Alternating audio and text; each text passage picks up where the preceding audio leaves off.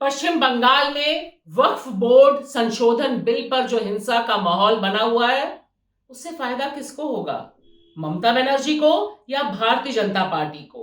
कम से कम राष्ट्रीय राजनीति में बंगाल का मुसलमान जितना ज्यादा वॉयलेंट दिखाई देगा, उससे सीधा फायदा नेशनल पॉलिटिक्स में भारतीय जनता पार्टी को होता दिखाई दे रहा है। और यह बात ममता बनर्जी से बेहतर और कौन जान सकता है? सवाल बहुत सीधा और साफ है कि आखिर जो हिंसा चल रही है, जिस तरह से हिंदू परिवार पलायन कर रहे हैं, इसकी जवाबदेही ममता बनर्जी को देनी ही होगी, क्योंकि वही इस राज्य की मुख्यमंत्री हैं। और आज अगर वहां पर जो आंदोलन है, जो विरोध प्रदर्शन है, उसने निशाने पर ममता बनर्जी की पुलिस को लिया है, तो भी जवाबदेही ममता बनर्जी की ही बनती है।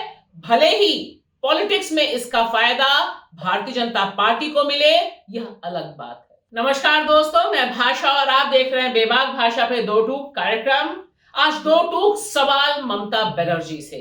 ममता बनर्जी, आप हैं पश्चिम बंगाल की मुखिया, यहां की मुख्यमंत्री, और जिस तरह से पश्चिम बंगाल में वक्फ बोर्ड संशोधन बिल पर विरोध प्रदर्शन चल रहे हैं और उन विरोध प्रदर्शन का हिंसक स्वरूप हमारे सामने आ रहा है, उस पर आपकी जवाबदेही जो बनती है कि आखिर किस तरह से और क्यों आपके अपने नेता इस तरह का बयान दे रहे हैं, जिससे सीधा सीधा फायदा 100% पॉलिटिकल फायदा बीजेपी को हो रहा है।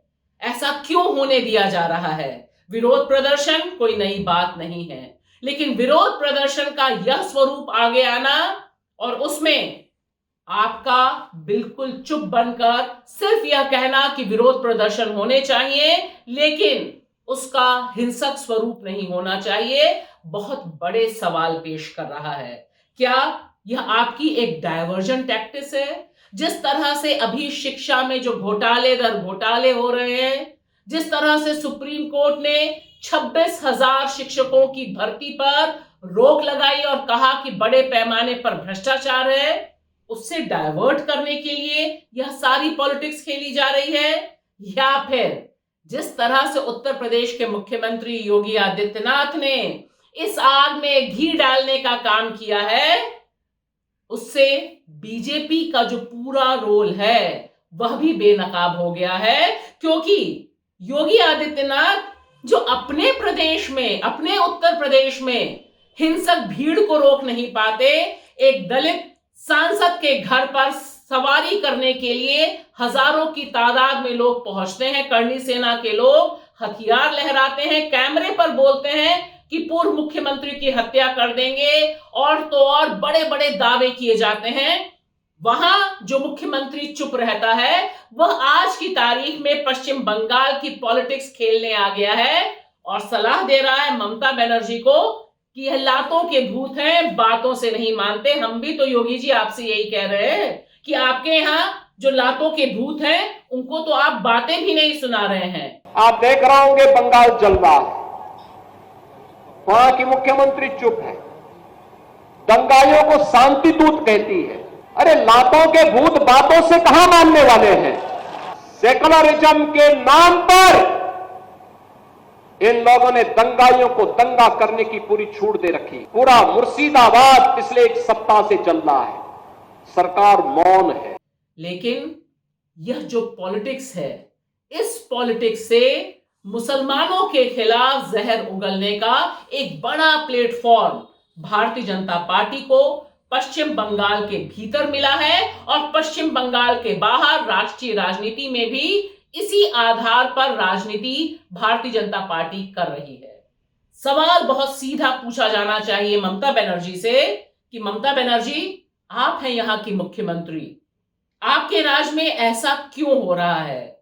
क्योंकि आपसे बेहतर कौन जान सकता है कि भारतीय जनता पार्टी आज पश्चिम बंगाल में दूसरे नंबर की सबसे बड़ी पॉलिटिकल पार्टी इमर्ज की है, और जिस तरह से उसने इस आधार पर बैटिंग की है कि आप मुसलमानों के पक्ष में खड़ी होती हैं, मुसलमानों का तुष्टीकरण करती हैं, उसमें वक्फ संशोधन बिल के खिलाफ यह जो सारे प्रोटेस्ट हैं, इनका हिंसक होना दरअसल भारतीय जनता पार्टी के नरेशन को, उनकी पूरी नफरती ब्रिगेड को एक ऐसा औजार देना जैसा है जिसके आधार पर वह पश्चिम बंगाल में तांडव कर रहे हैं और पश्चिम बंगाल के बाहर भी इसी तरह का इस्लामोफोबिया फैला रहे हैं।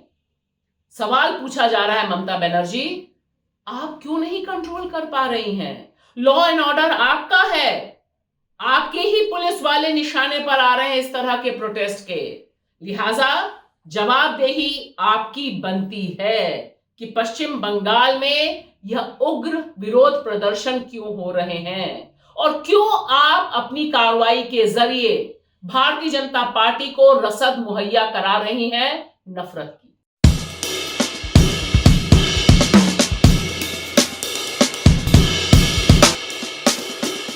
पश्चिम बंगाल को बहुत ध्यान से समझने की और देखने की जरूरत है, क्योंकि 2026 में यहां चुनाव होने हैं और भारतीय जनता पार्टी ने तकरीबन 40% वोट शेयर पर कब्जा कर रखा है।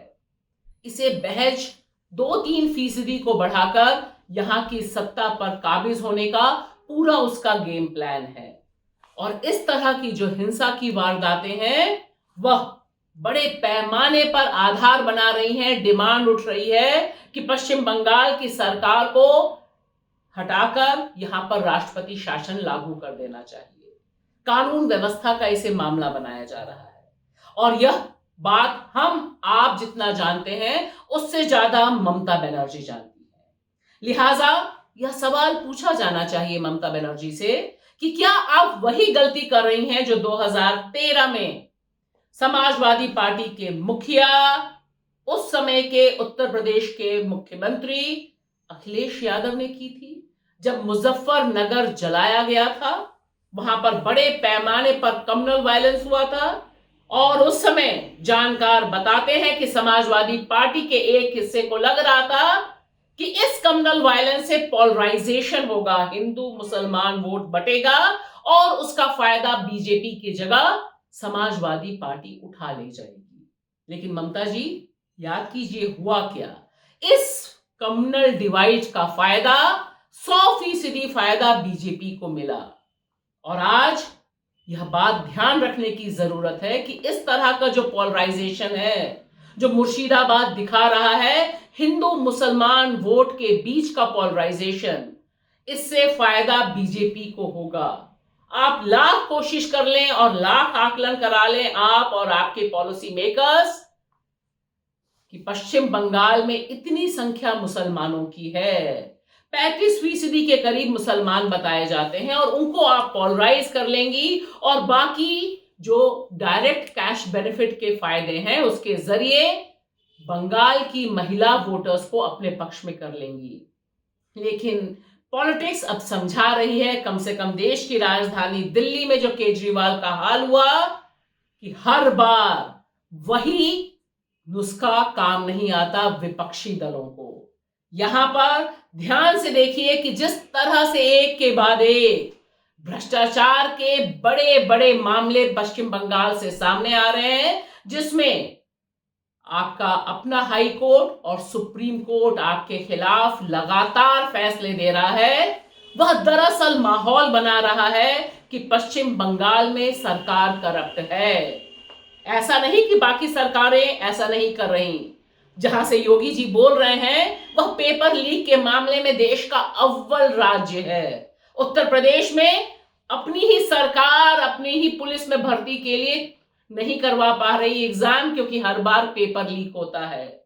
लेकिन जो परसेप्शन बनाने की इंडस्ट्री है, अवधारणा बनाने की इंडस्ट्री है, वहां भ्रष्टाचार सिर्फ और सिर्फ विपक्ष की सरकारों का दिखाई देता है और इससे आप बच नहीं सकती, आप तो वैसे भी निशाने पर हैं। लिहाजा जिस तरह की तस्वीरें आ रही हैं, जिस तरह से खबरें आ रही हैं, वह बता रही हैं कि पश्चिम बंगाल एक गंभीर संकट की तरफ बढ़ रहा है और इसका जिम्मा लेने से आप नहीं बच सकती हैं।